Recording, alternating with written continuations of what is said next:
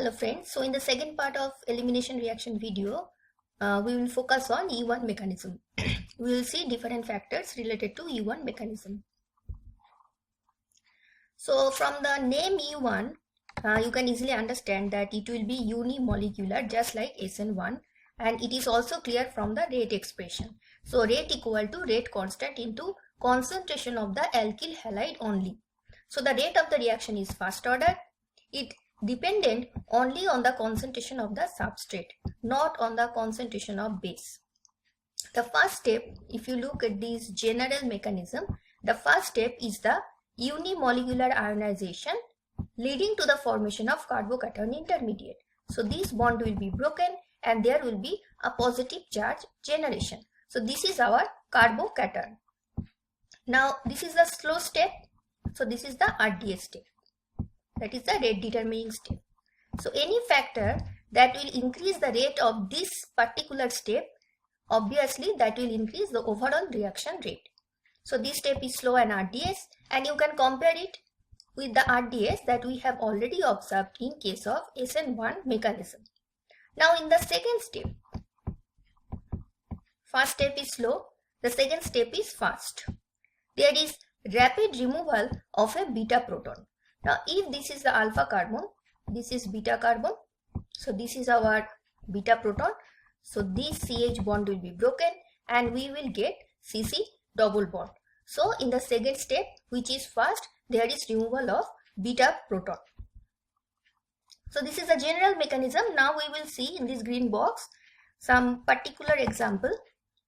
Our starting material is tertiary butyl bromide. So first step is slow.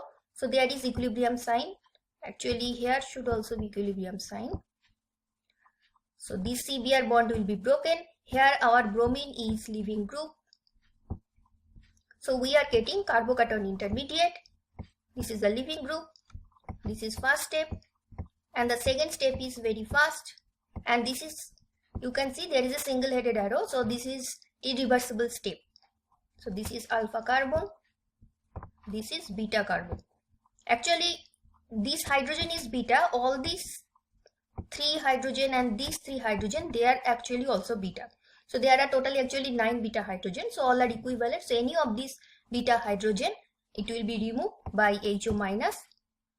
That is the base used in this reaction. And finally, we are getting this alkene molecule.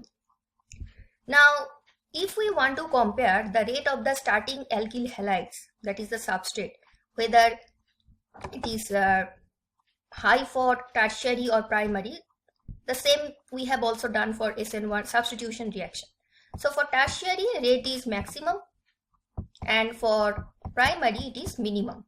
Now for tertiary, you can easily understand that the positive charge that will be generated, that will be very stable because it is 3 degree. And the next carbocation, that will be 2 degree, and here it is 1 degree. So if you consider from the point of view of carbocation stability, and as we know that any factor that can increase the carbocation stability, that will also enhance the overall rate of the reaction. So from that point of view also, tertiary halide, that will give the maximum rate. And you can consider another point, that is the tertiary bromide here or any halide, it is having the maximum steric bulk. So when some molecule will be removed, that is here in this case HBr will be removed after elimination.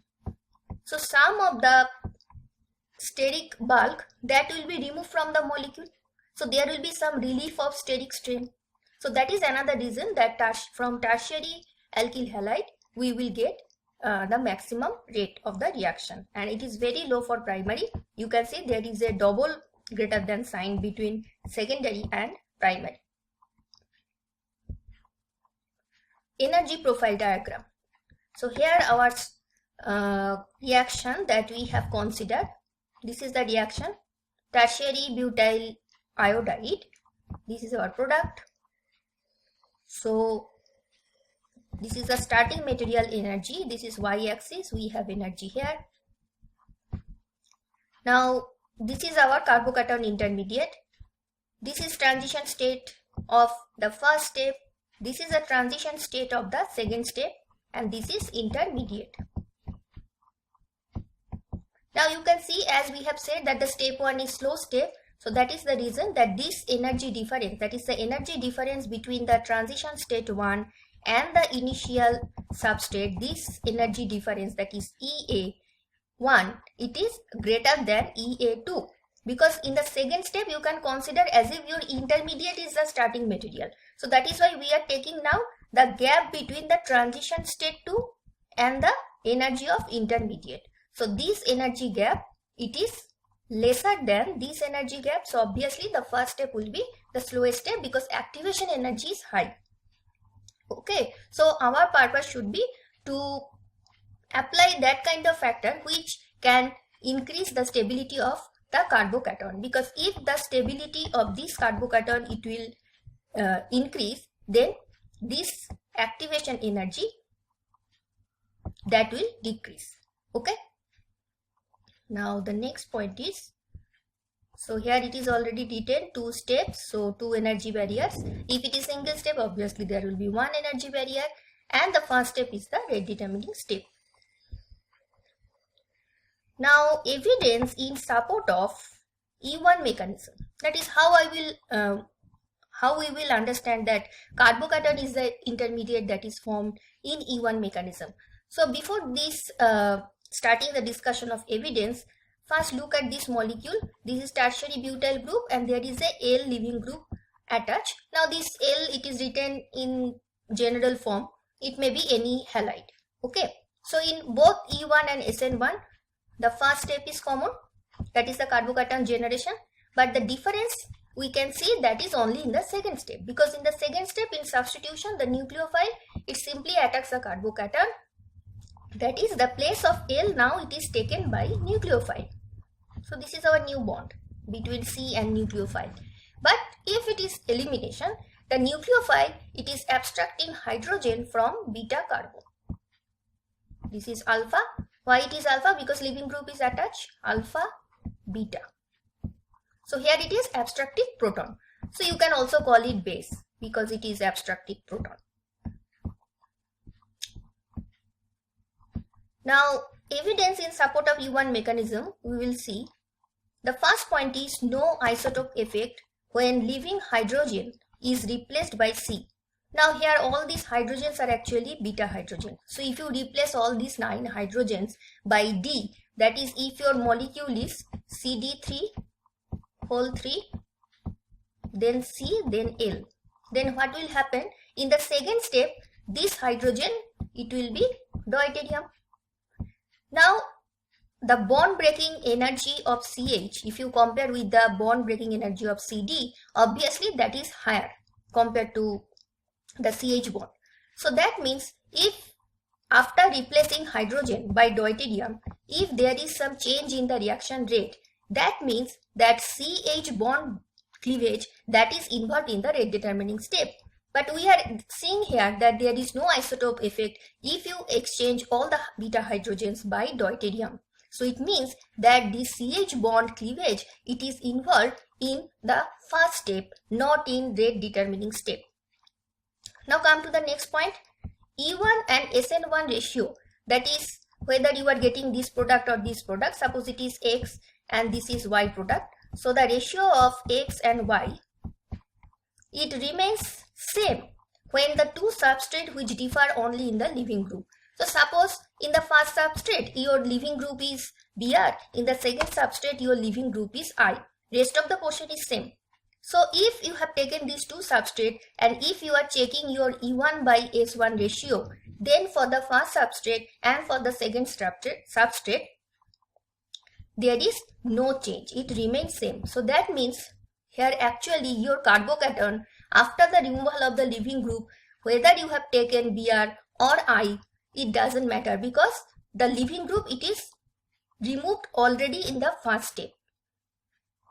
Okay, so that means your carbocation, that is the common for both of them. So if it is remaining same, so that means carbocation formation, that is the RDS. And the third point is rearranged products are observed sometimes. Now as carbocation is our intermediate, so obviously there will always be a chance of some rearrangement. Suppose the carbocation that is formed, that is 2 degree, and there is some rearrangement possible, after which you will get some higher, that is more stable carbocation, suppose 3 degree, then obviously rearrangement is possible. So these are the 3 evidences that supports the E1 mechanism. Now we will see some examples of this rearrangement, the third point we have discussed. So here we have taken 3-chloro, 2-methyl, 2-phenyl butane. So this is our alpha carbon, right? Because your leaving group is attached here, chlorine. Now we are treating it with in methanol solvent. So after the first step, that is the carbon leaving group bond will be broken and you will get positive charge here. Now this is secondary carbocation. Now you have to see whether there is any rearrangement possible, after which you can get some better carbocation. Yes, here it is possible by 1,2-methyl shift. So one of the methyl group from this carbon, it will be shifted to this carbon. So after that, what you are getting? Now you are getting tertiary, not just tertiary carbocation, it is as well as benzylic. So this positive charge, it can enter in the benzene ring also, so that will increase the carbocation stability more. And after that, there will be hydrogen removal. Now see, if you consider this carbon as alpha, because now your alpha carbon is changed, because positive charge is shifted towards right hand, left hand side carbon. So obviously this hydrogen is now beta. So if this is removed, you will get this CC double bond. Another example, 4-bromo-1-pentene is our starting material. Now here our leaving group is bromine, so it will be removed. So first you will get a positive charge here. Now this is secondary carbocation, right? Now is there any rearrangement possible? Again we have to check, after which you can get better, that is more stable carbocation. Is it possible? Yes, here also it is possible by 1,2-hydride shift. So in the previous case you have seen methyl shift, but now it is hydride shift. It is not always necessary that methyl group has to shift, because here there is no such chance. So only hydride can shift. So hydride will be shifting. Now the positive charge is on this carbon, because one of the hydrogen from this carbon, it will be shifted to this positive charge. So again you are getting secondary carbocation, but it is allylic. So it is resonance stabilized. So that is the driving force for the 1,2-hydride shift. So finally there will be beta hydrogen removal. So see, this carbon, that is one of the hydrogen from this carbon, it will be removed, because if your newly generated carbocation, that you have to consider beta. So this is, sorry, alpha. So this is your beta. So hydrogen from beta carbon, it will be removed, and now you are getting, that is the final product, that is 1,3-pentadiene. This is also conjugated diene, which is very stable. The final product that also has some stability. Next we will see rearrangement in cyclohexane system. So here the molecule that we have taken, if you write in chair form, this is the corresponding chair form. I am numbering the carbon 1, 2 and 3. So in 1 and 2 position there are 2 methyl group, and in 3 position there is bromine.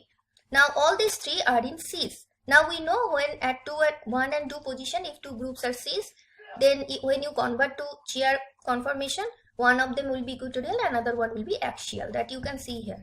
This methyl is equatorial, this methyl is axial. And if it is 1 and 3, that is also cis.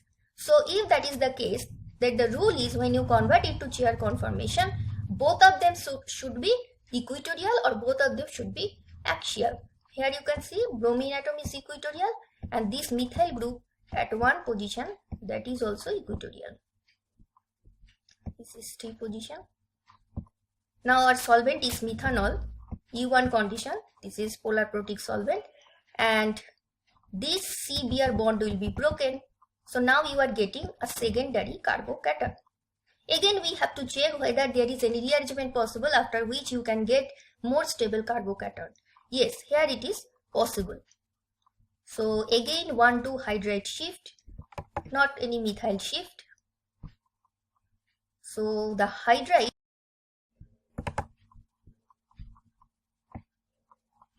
it will shift in this way. So as a result, we will get a new carbocation here. Now see, this is tertiary carbocation. The previous one is secondary carbocation. So that is the driving force for this hydride shift. Now finally, this hydrogen will be removed and we will get CC double bond. So this is rearrangement in cyclohexane system. Now let's summarize all the characteristic of V1 mechanism.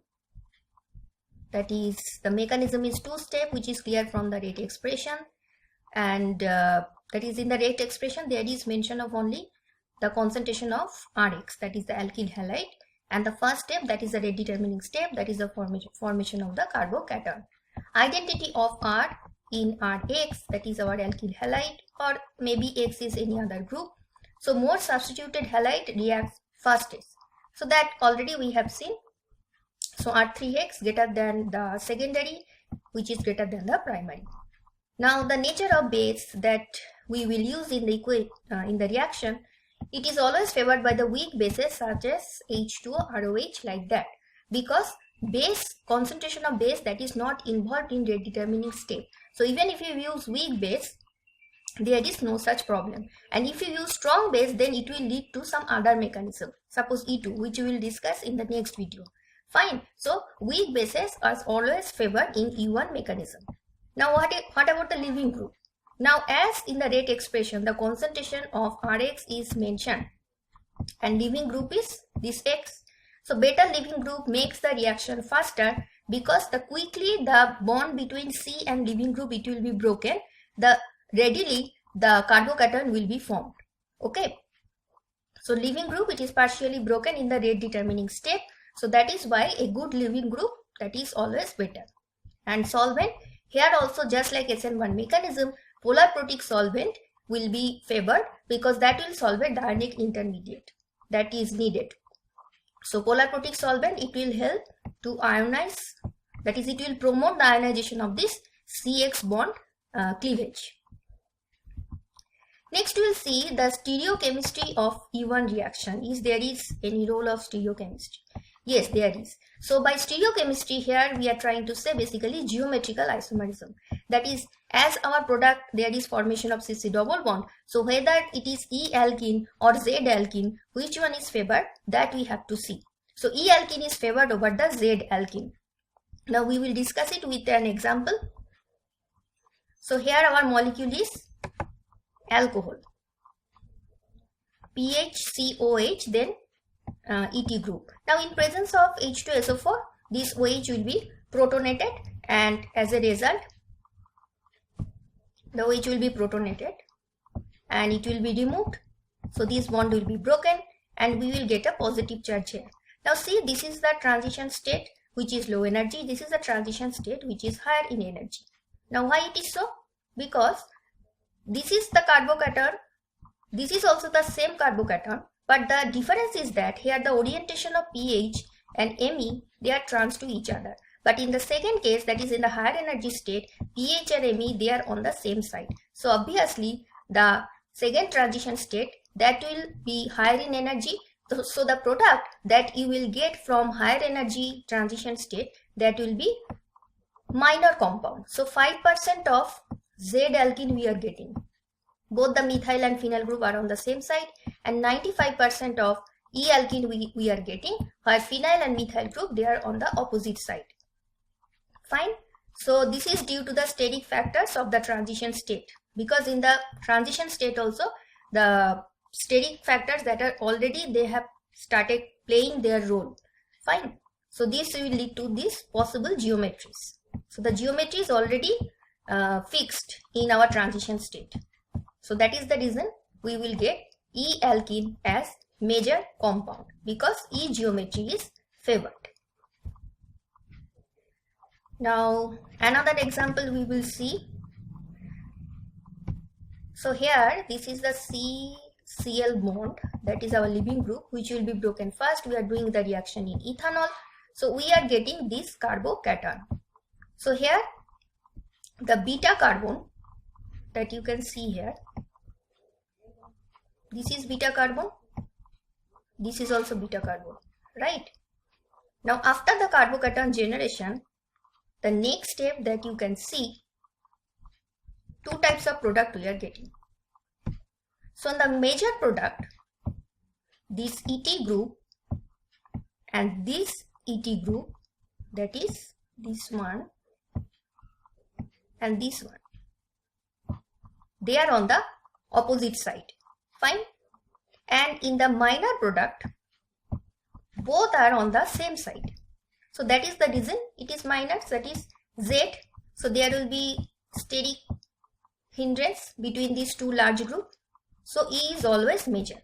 Now another question that may appear in your mind, that why the hydrogen is removed from this beta, not this beta. So that is related to another factor. So if this beta hydrogen is removed, then the double bond should be appearing here and completely different type of product you will get. So why we are not getting that we will discuss in another video, not here, fine, because here our focus is only on the geometric isomer, why we are getting E alkene as major product and not Z alkene as major product. Okay, so that is all about the stereochemistry of U1 mechanism. So in the next video we will discuss about E2 mechanism, all the factors related to it. So until then, goodbye. I hope this video will be helpful for you, and if it is the case, please like, share and subscribe.